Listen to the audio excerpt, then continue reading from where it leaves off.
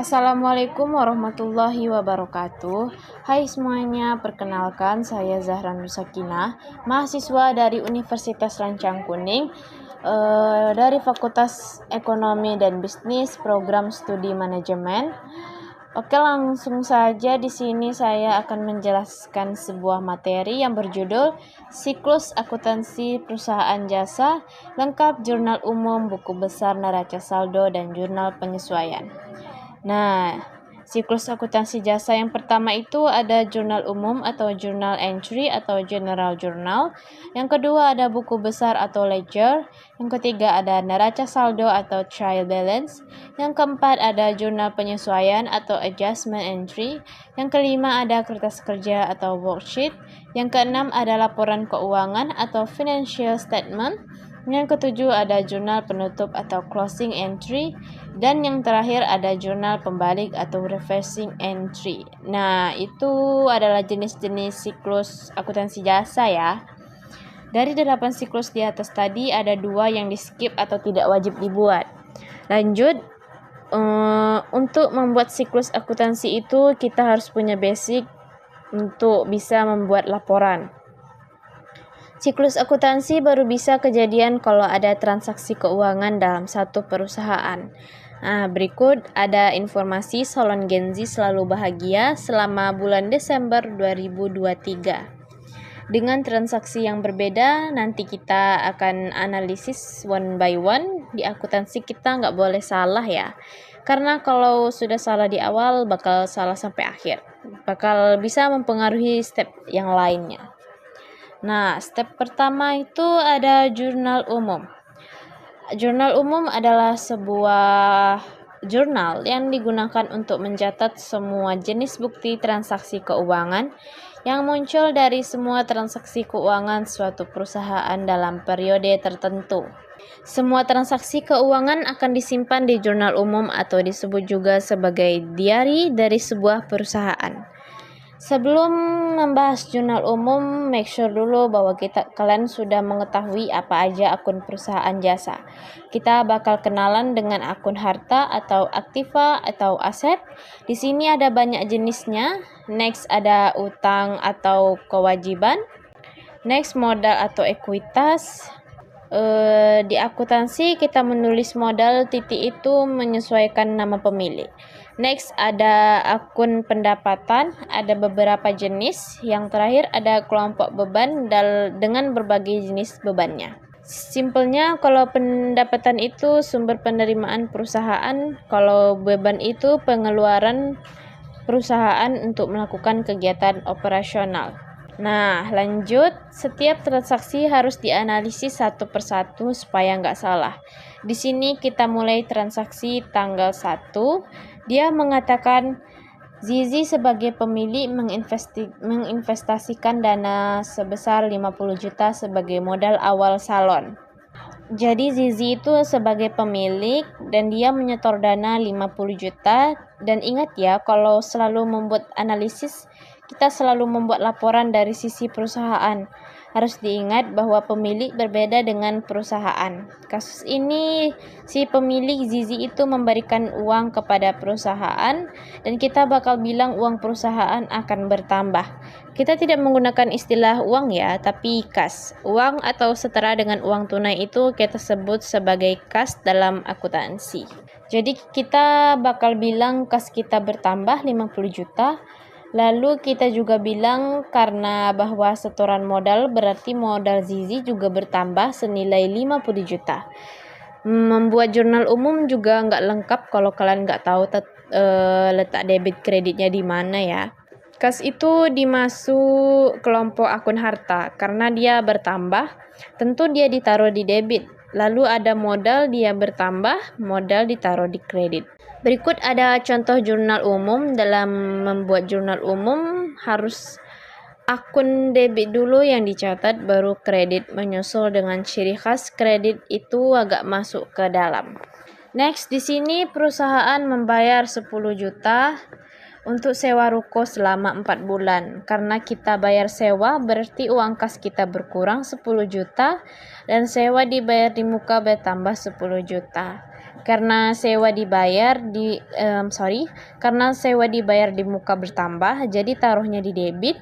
Karena di debit dia ditulis di awal di atas jurnal, dan kredit di bawah agak masuk ke dalam. Dan dalam pembuatan jurnal di awal emang sengaja dikosongkan bagian referensinya, diisi saat kita sudah pindah ke step siklus selanjutnya, yaitu buku besar.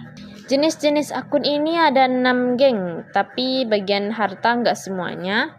Kalau bertambah dia debit, ada pengecualian kayak cadangan kerugian piutang, akumulasi penyusutan, amortisasi depresi, dan beberapa lainnya. Next, kita beli sampo, hair mix, dan lain-lain seharga 2 juta. Berarti analisisnya kas berkurang, perlengkapan bertambah. Lalu kita tulis seperti tadi, debit dulu baru kredit. Next, perusahaan membeli peralatan seharga 10 juta, dibayar tunai, 4 juta sisanya kemudian. Karena peralatan dibeli berarti peralatan bertambah, nilainya 10 juta. Lalu bayar tunai, uang kas kita berkurang 4 juta. Karena masih ada sangkutan dalam hal ini, ada utang. Berarti utang kita bertambah 6 juta. Di sini kreditnya ada 2. Mau dia ada 10 nggak masalah, ikuti aja aturan dia ditulis, agak masuk ke dalam. Kalau debitnya ada 2, ya normal aja, harus dicatat sejajar dengan peralatan. Next, diterima tunai seharga 3,5 juta atas pemberian jasa kepada pelanggan. Kas kita bertambah 3,5 juta karena kita mendapatkan penerimaan, berarti kita mengakuinya sebagai pendapatan jasa. Lalu kita masukkan ke jurnal seperti ini. Next, diselesaikan pekerjaan senilai 1,8 juta, baru akan dibayar seminggu ke depan. Boleh nggak sih Kak kayak gitu? Ya boleh-boleh aja. Kalau seperti itu berarti kita memiliki piutang usaha. Piutang kita bertambah dan pendapatan kita juga bertambah.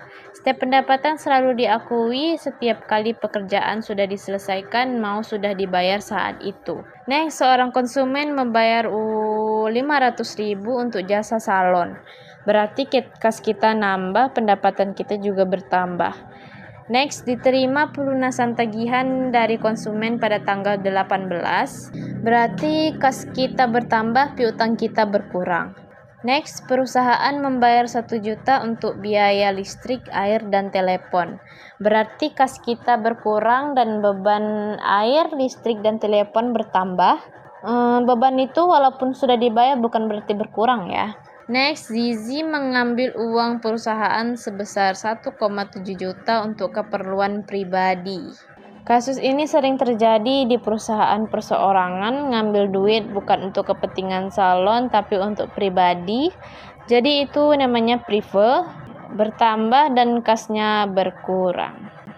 Di sini sudah versi lengkapnya ya, dan ada juga komponen jurnal umum yang nggak boleh lupa. Yang pertama ada judul laporan, nggak cuman untuk jurnal umum. Semua hal yang kita buat dalam siklus akuntansi itu harus ada judul laporannya, biar jelas aja gitu. Untuk laporan jurnal umum itu seperti ini ya. Ada 3 kotak itu yang berjudul komponen jurnal umum. Nah itu dia.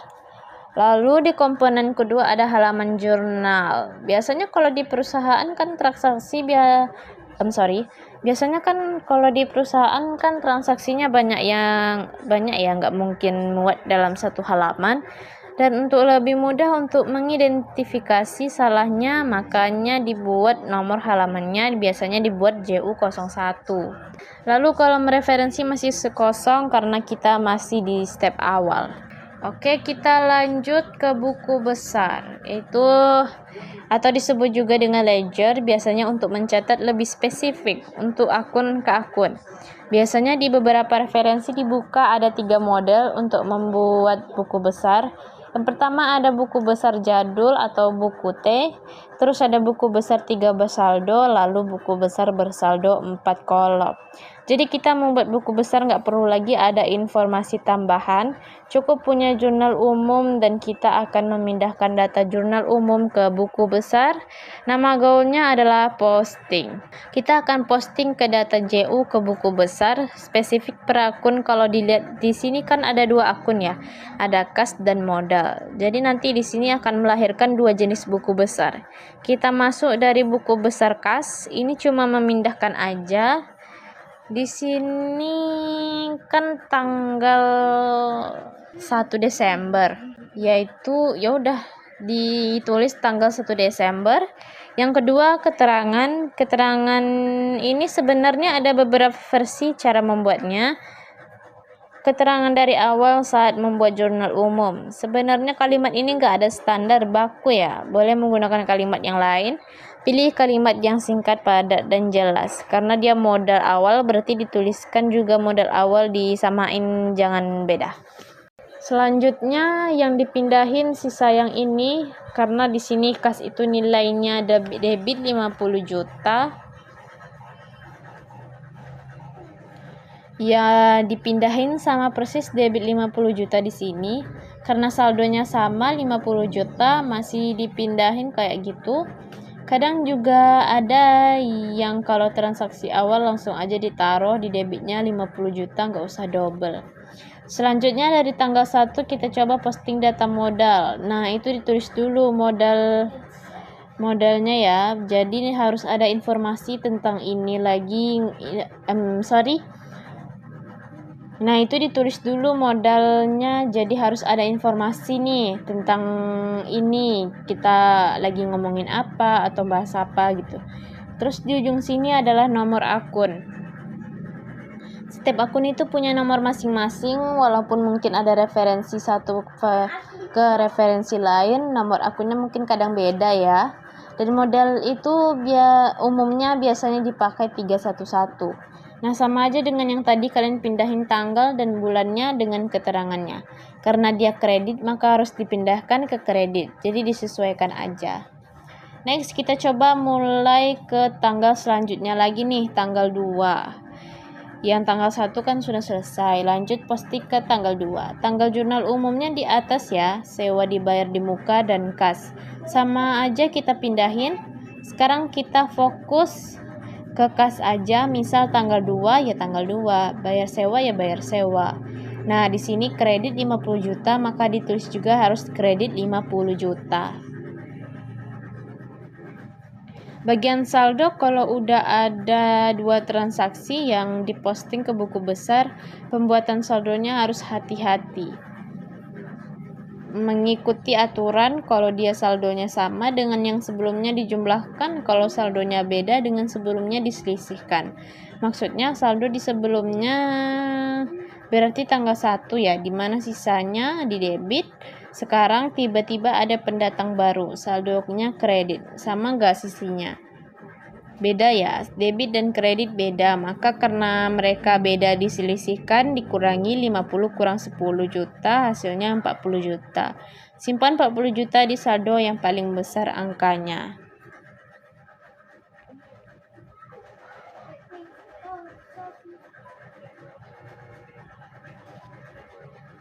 Next, di sini jurnal umumnya udah diambil sama yang ada kasnya.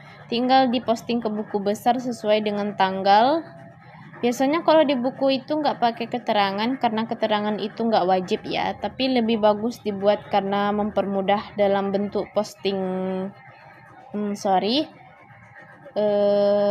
Kalau di buku itu nggak pakai keterangan, karena keterangan itu nggak wajib ya. Tapi lebih bagus dibuat karena mempermudah dalam bentuk posting aja.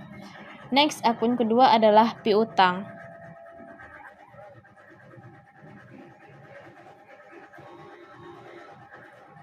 Nah, piutang kalau di transaksi kita cuma ada 2 ya, 11 dan 18. Jadi lakukan hal yang sama. Piutang tanggal 11 lalu tanggal 18 disesuaikan aja. Kalau dia debit maka debit, di tanggal selanjutnya dia kredit, nah kredit. Debit ketemu kredit dikurangi. Next, kita ke perlengkapan. Sama dengan jurnal umum, ternyata cuman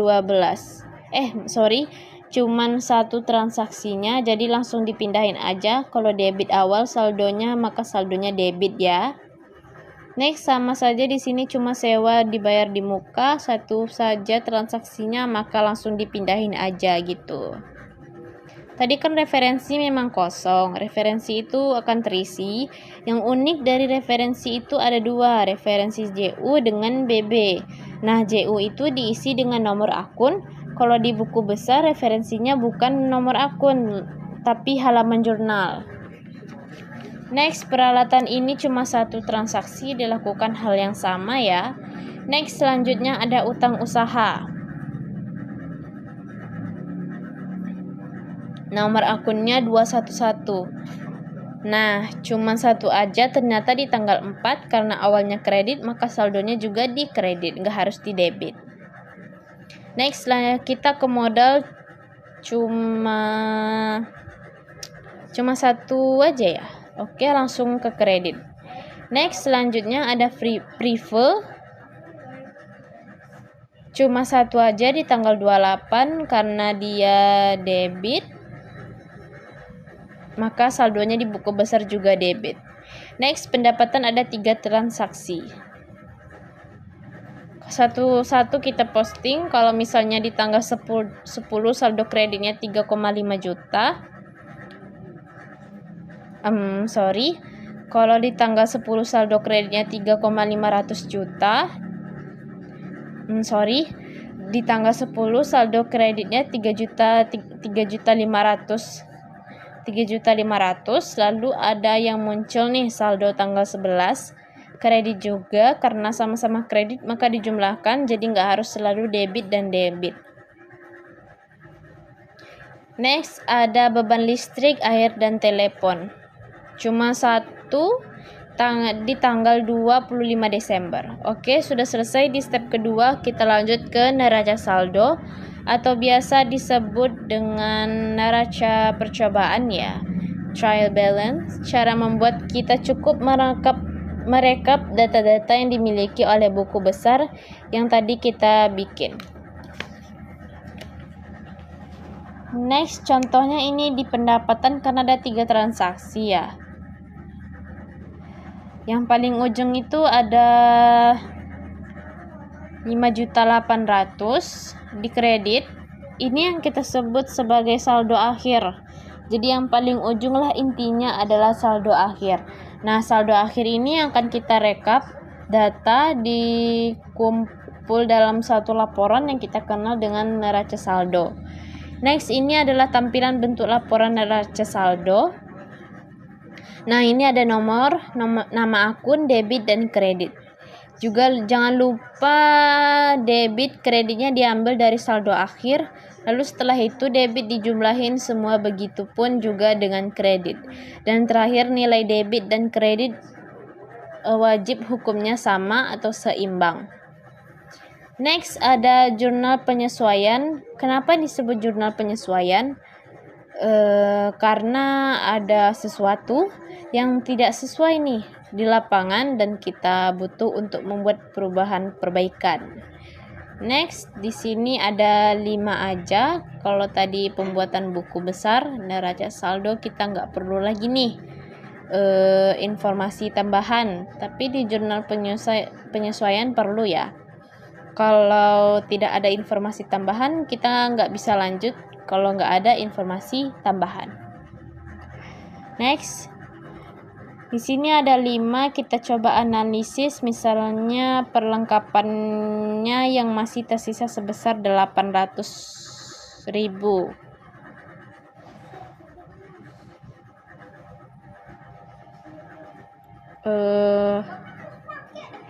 Yang unik juga tampilannya kok kayak JU dengan AJP.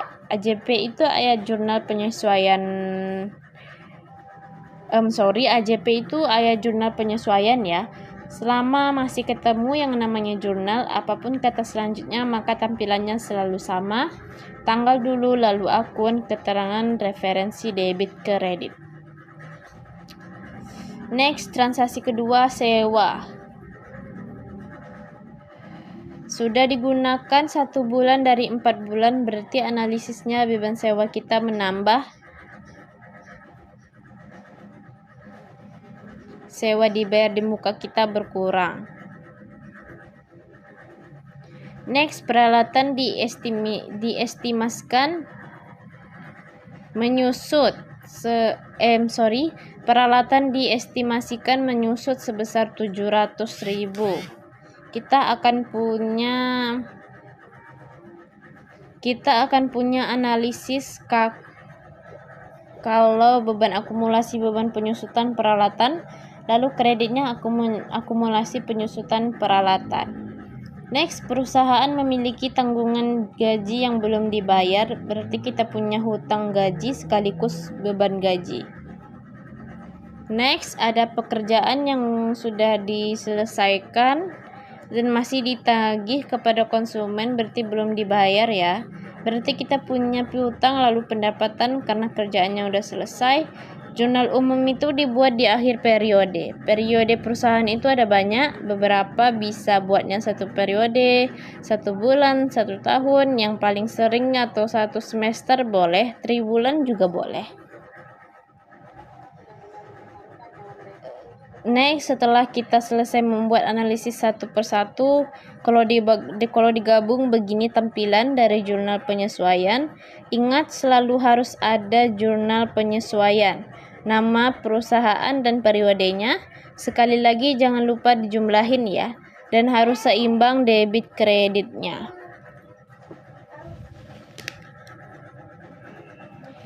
Next, semua jurnal yang kita buat harus selalu kita posting ke buku besar. Yang jadi misalnya kita udah punya jurnal penyesuaian di tanggal pertama kayak gini, kita kan bilangnya 2 akun yang kena beban perlengkapan dan perlengkapan. Nah, masing-masing kita buatin posting ke akun terkait seperti ini. Referensi juga jangan lupa dibikin. Kalau di jurnal kalau di jurnal nomor akun, kalau di buku besar halaman jurnal.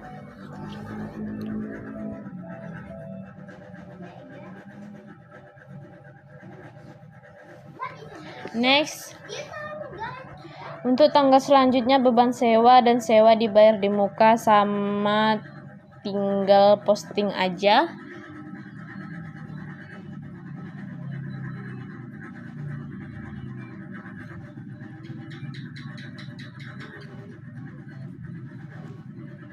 Next, selanjutnya ada penyusutan lalu selanjutnya ada penyusutan selalu 2 akun.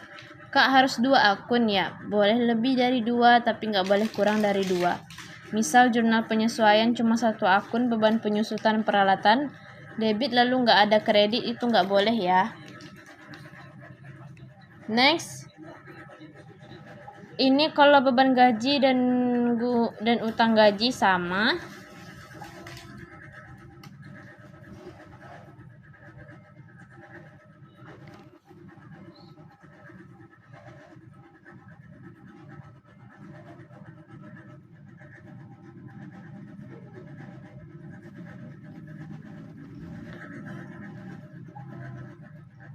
Next, terakhir untuk penyesuaian ada piutang dan pendapatan sama aja ya dengan aturan-aturan yang tadi. Next, setelah selesai kita akan pindah ke neraca saldo disesuaikan. Ini juga neraca saldo selalu akan dibuat setiap kali kita selesai posting ke buku besar. Wajib ya, setiap posting kita akan membuat neraca saldo. Next, kertas kerja atau yang biasanya disebut juga neraca lajur ataupun worksheet dalam bahasa Inggrisnya. Next, seperti ini gambar kertas kerja, biasanya ada 8 kolom, 10 kolom, 12 kolom. Di sini saya buatnya yang 10 ya. Jadi ini ada basic dalam membuat kertas kerja.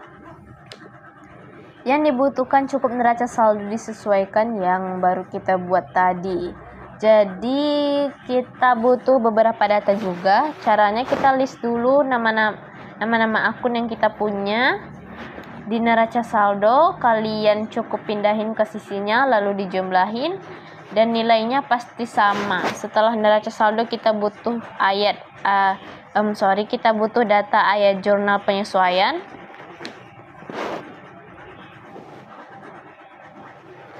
Di sini harus hati-hati di penyesuaian ya. Contohnya ya di jurnal penyesuaian paling ujung itu ada piutangnya. Piutangnya debit, pendapatan kredit. Nah, jadi kita ambil piutang tadi debit 4 juta, maka lurus aja letak di debit bagian ayat jurnal penyesuaian. Lalu pendapatan di kredit, maka letak di bagian kredit AJP-nya. Dan ada juga yang punya jurnal penyesuaian tapi nggak ada di neraca saldo, maka itu istilahnya buka akun baru.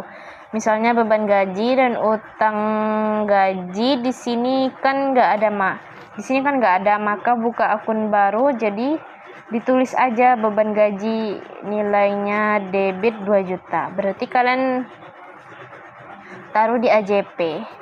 Ditaruh aja di kolom AJP, semua data AJP yang kalian punya. Setelah itu semua data AJP-nya sudah dipindahkan, maka jumlahin debit kreditnya. Selanjutnya di neraca saldo disesuaikan, kita mengikuti pembuatan BB. Yang tadi kalau saldonya sama dijumlahin, kalau beda dikurangin. Contoh, kas di debit kan 3 juta 37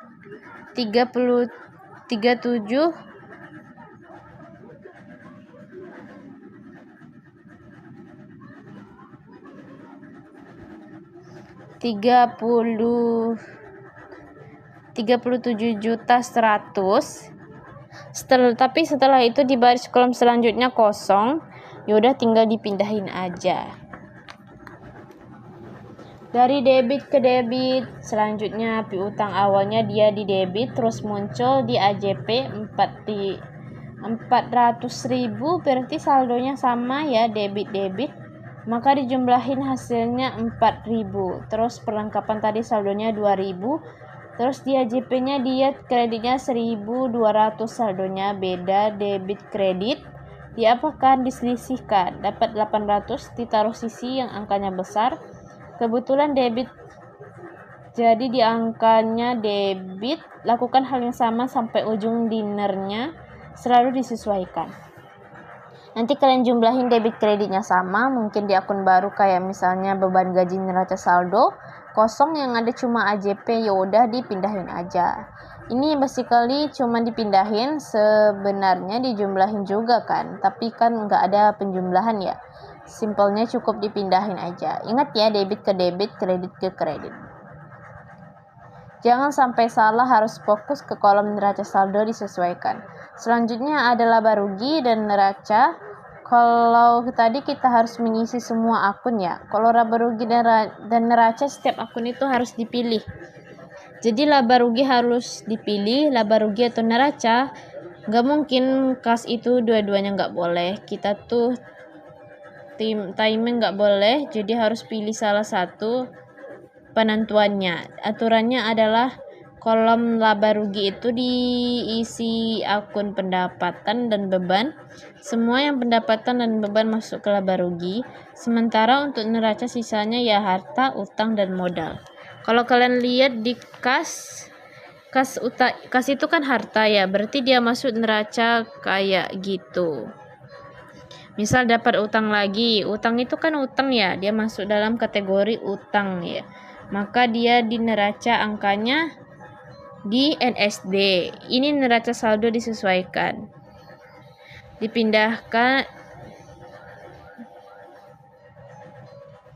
Dipindahin aja kalau misalnya pendapatan nih. Di NSD-nya 9.000.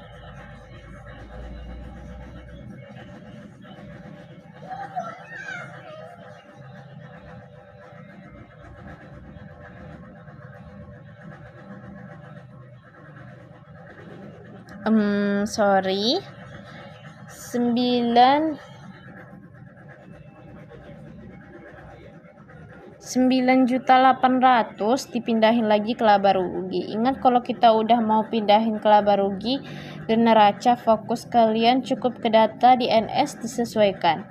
Selanjutnya berarti biasa kita jumlahin debit di ke bawah, kredit ke bawah. Ada 3 kemungkinan. Yang pertama, debit kreditnya seimbang. Sebenarnya nggak masalah, tapi itu kondisi yang tidak disukai perusahaan karena dia tidak untung dan tidak rugi juga, seimbang lah. Tapi jarang sih kasus-kasus seperti itu.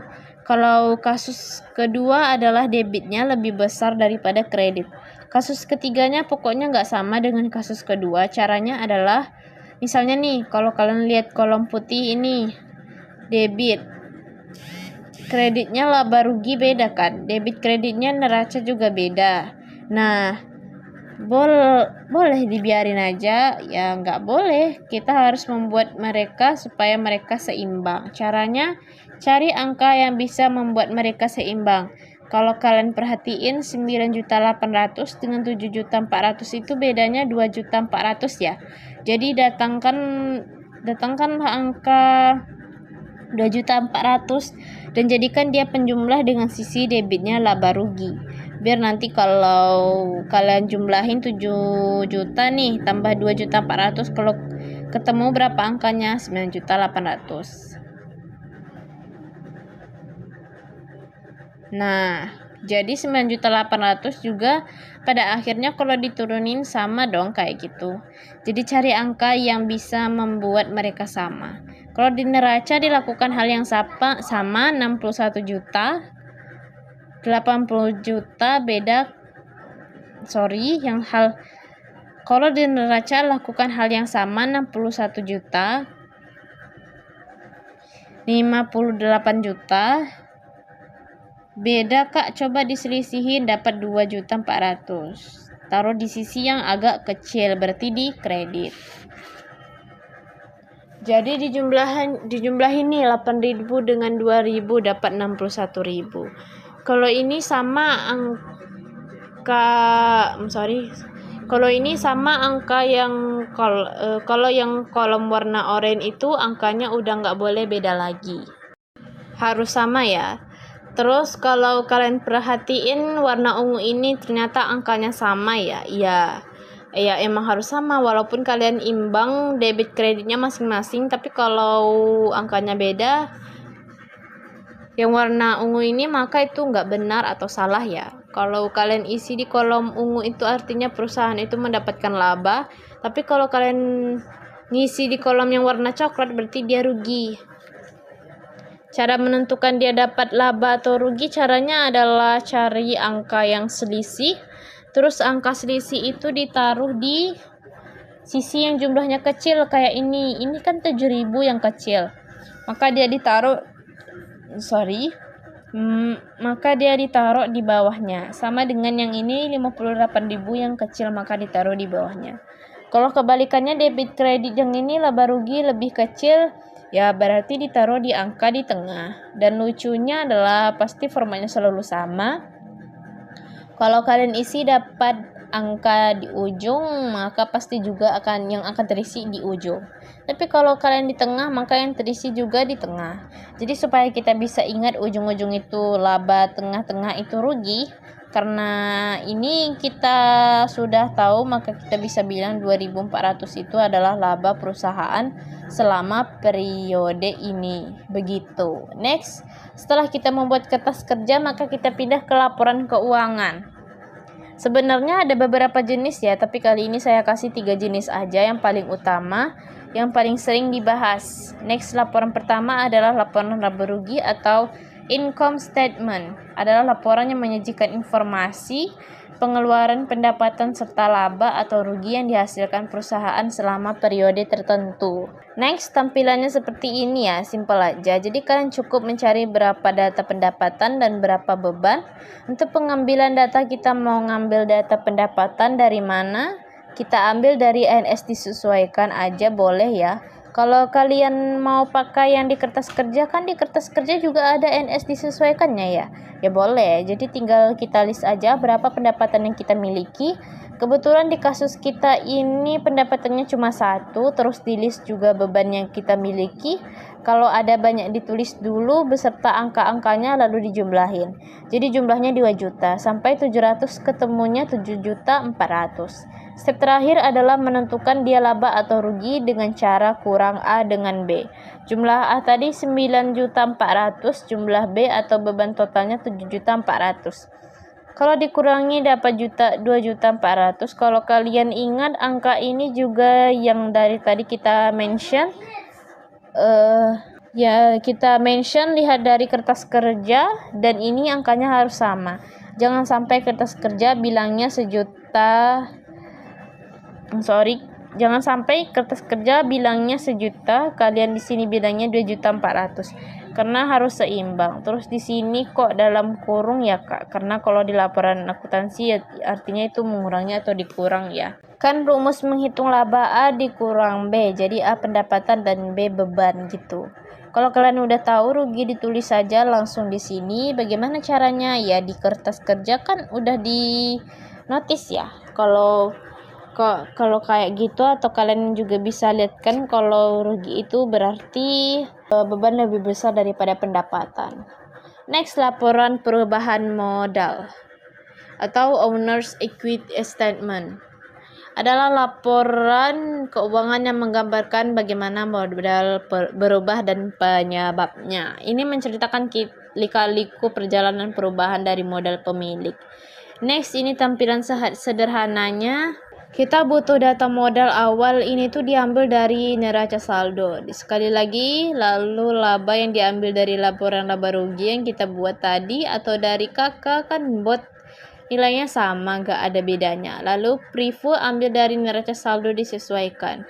Prive nanti menjadi pengurang dari laba. Kebetulan laba kalau dikurangi prive itu, kalau dikurangi ya berarti dia dalam kurung, makanya masih nilainya positif 700.000. Makanya dia disebut penambahan modal. Kalau kalian hasil mengurangnya minus, boleh nggak Kak? Ya boleh, tapi judulnya juga penambahan, tapi kalian tulis itu pengurangan modal. Nanti kalau dia di minus berarti dia di dalam kurung, karena ini positif jadi nggak pakai kurung. Terus modal akhir didapat dari A dijumlahkan dengan yang penambahan modal. A-nya 50 juta, penambahan modalnya 700. Jadi kalau ditambah hasilnya 50 juta 700. Next adalah ada posisi keuangan atau statement of financial position. Merupakan laporan keuangan yang melaporkan aset, liabilitas dan ekuitas perusahaan pada saat tertentu. Ini memperlihatkan posisi aset dan seterusnya. Next, di sini ada modalnya, saya ambil yang menyebelah ya. Sebelah kiri yang warna putih itu ada lagi yang harta, terus di sebelah kanan ada utang dan modal. Harta tinggal kita breakdown semua. Harta yang kita punya berapa? Ini saya pisah harta lancar. Harta lancar di sini ada 4. Terus harta tetap di sini ada 2. Kalau kalian tahu tadi ada tidak ada pengecualian ya, harta yang agak aneh. Salah satunya adalah akumulasi, penyusutan peralatan, yaitu nilainya dikreditkan saldo normalnya. Jadi dia mengurangi jumlah harta, makanya nanti akumulasi itu ditaruh dalam kurung. Jadi kalau harta tetap peralatan 10 juta dikurangi 700 dapatnya 9.300.000. Jadi kalau ditotalin jumlah harta yang atas tadi, harta lancar ditambah harta tetap, dapat angka 58.700.000. Seperti itu. Terus di sisi kanannya ada utang dan modal. Utang kita ada 2 jenis aja, kita jumlahin lalu modal. Ini yang paling modal ini walaupun nggak dikasih tahu, kita harus menggunakan modal akhir.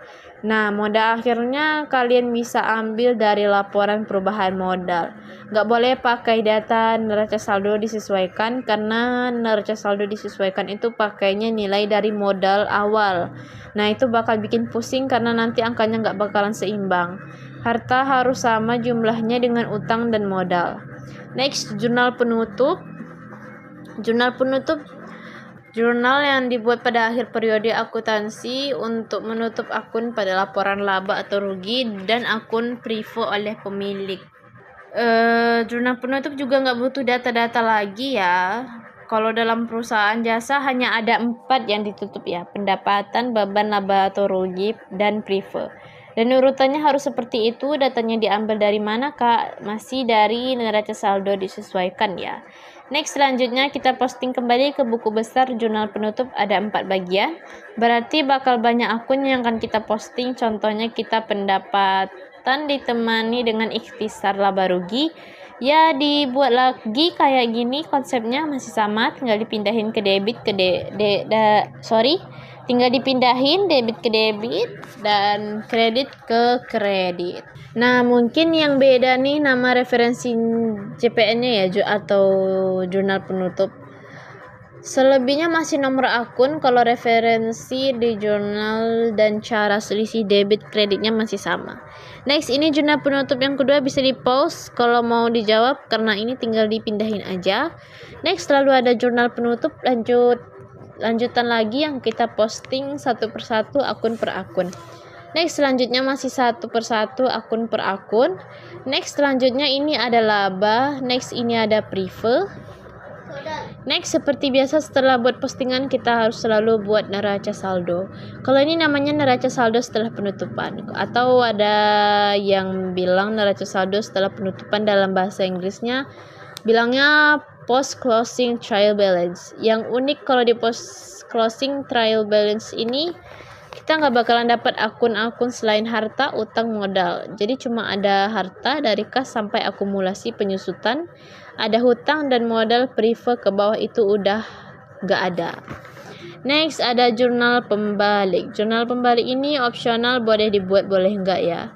Next, jurnal pembalik juga nggak butuh lagi dikasih tahu mana informasinya, karena ini udah kayak ada aturan, hanya ada 4 hal yang dibalik, makanya kembalikan lagi. Ada 4 hal pendapatan yang masih harus diterima, utang yang masih harus dibayar, beban dibayar di muka yang dicatat sebagai beban, dan terakhir pendapatan diterima di muka dicatat sebagai pendapatan. Ini 4 ya. Kalau di sini yang kita balik namanya, dibaliknya ya literally dibalik, yang dibalik itu kita ambilnya dari AJP. Jadi kalau AJP-nya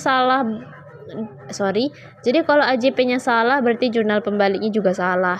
Nah, jadi AJP dibalik, kalau tadi kalian catatnya di debit, maka simpan di kredit, begitu sebaliknya.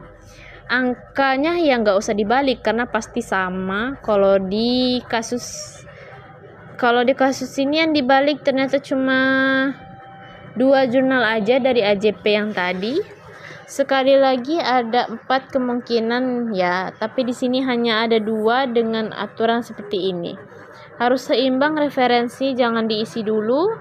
Next, kita lanjut. Habis jurnal kita posting. Kalau udah diposting, lakukan hal yang sama seperti ini, boleh bisa di-post aja ya. Next, terus seperti ini diposting lagi ya, namanya kalau di sini referensinya JPB ya, jurnal pembalik gitu. Next, terakhir, setiap selesai memposting apa yang kita buat, neraca saldo setelah pembalik atau neraca awal, kadang dibilangnya. Kenapa jurnal pembalik itu, kalau kalian perhatiin dia itu periode pembuatannya beda sendiri, harus di awal periode. Kalau yang tadi kan diakhiri 31 Desember. Nah, ini buatnya di awal periode. Kalau kasus ini 2 Januari, karena 1 Januari tanggal merah, jadi kita buatnya di awal periode, ini dipakai sebagai neraca awal. Dan ingat juga harus selalu seimbang debit kreditnya.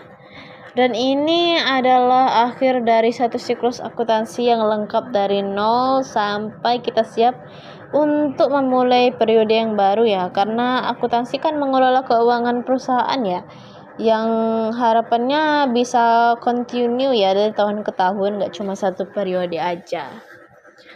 Nah, oke, next, cukup mungkin sekian penjelasan materi dari saya. Mohon maaf kalau ada kurangnya, ada salah kata, kekurangan, saya mohon maaf. Oke, saya akhiri. Wassalamualaikum warahmatullahi wabarakatuh.